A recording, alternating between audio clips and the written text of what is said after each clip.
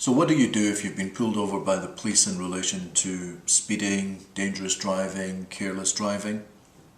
What you don't do is get rude and aggressive with the police officers. The Americans have got a great expression, don't get mad, get even. And that's what you need to do. If you feel you've been wrongly accused of something, then what you need to do is start preparing your case really from the moment they stop you. So mistake number one would be becoming rude and argumentative with the police officers. The first thing that does is sets them on edge and makes sure that they're going to remember who you are and everything about the incident so that they can recall very clearly when they come to court who you were and what your attitude was. And they're human like anyone else, and if you've exhibited antipathy towards them, you can bet when the day comes in court they may well exhibit the same antipathy to you. So don't be rude or argumentative, don't be mad, get even. That's the first thing I would say. Cooperate fully with the police officers, that's the second aspect of it, and by that I mean they're perfectly entitled to ask you your name, your address, your MOT and your insurance. Nowadays they tend not to bother with the MOT and insurance because they've usually done a DVLA computer check even before they've stopped you. So they're aware of your insurance position, or they've got a very good idea of it, and they're aware of your MOT and your license status. In the old days they would ask you to provide these documents to them, and they would sometimes provide you with a document which people commonly referred to as a provider, where you go to the police station within 7 days with the documents. So you won't see that so much nowadays, so they've got a lot of information even before they stop you, so be aware of that. Cooperate, get names, give names, give details, and just cooperate fully with them on that. What I would suggest you do not do, and we see this from time to time, and I would call this a mistake number two, is don't start demanding calibration certificates and certificates of authenticity and certificates of accuracy in relation to measurements. Your time will come and you can deal with that at a trial. At this stage, the police officers may well show you a speed gun, or they may well show you a video in their car, and what you want to do is be taking a note of what equipment is being used. Okay, so have a look at the equipment that's in their car. If you see a handheld device, is that a Unipar device? Is it a Falcon radar device? Is it a Vascar device that's being used? Is it a Provida? So have a look at those things, look out for those words or labels and take a note of them at the time. So note down the type of device that's being used so you can explain to your solicitor at a later stage just what equipment was used in this case and how it might be used.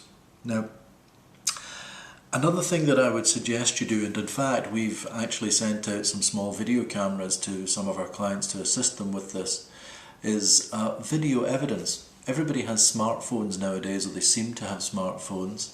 Don't do this right into the face of a police officer. There's nothing more obstructive or rude than somebody wielding a camera when you're actually trying to do your job. Again, I would say a simple, polite and discreet use of your smartphone or a video camera to video the circumstances surrounding the offence. And the best thing to do there would be to also catch their car in the video. They'll have their registration number. We'll be able to identify the time, the place and the circumstances from that, because the police will later give evidence about it. What you want to capture there: perhaps video your dashboard if you've got an indicator of the temperature, so that will tell us whether there are icy conditions or whether it's better than that. Video the actual road conditions themselves.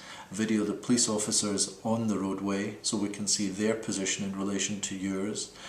Video the general road conditions, which will just allow us to see the traffic flow and the level of traffic flow at the time that you've been stopped.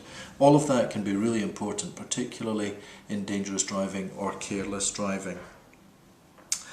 As I say, be discreet with what you're doing. You're perfectly entitled to video. You're entitled to video even the process of discussing with the police officers what's happening.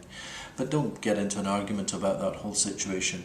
And if they're demanding that you stop any video activity, just tell them that you would like to refer to that at a later stage, so that's why you're videoing, and keep it polite, simple and straightforward. The final point that I would make is that you should speak to a specialist solicitor as soon as possible. Don't wait for the case papers to come in, don't wait for a citation to arrive at your door. Speak to a specialist lawyer as soon as you can, sit down with him or her and find out if there's anything else that requires to be obtained at that time. Sometimes, particularly in dangerous driving or careless driving cases, it's worth having the locus examined by an expert. Sometimes it's worth having your vehicle examined for damage and for an indication of what the damage was, and that's the time to preserve that type of evidence. So speak to a lawyer as soon as you can. They'll give you some advice. It's usually free in the early stages, so it's not going to cost you anything, and all it's going to do is secure evidence for you and help your case in the long run. If you want our assistance in connection with any of this, call us on 0800 612 9597.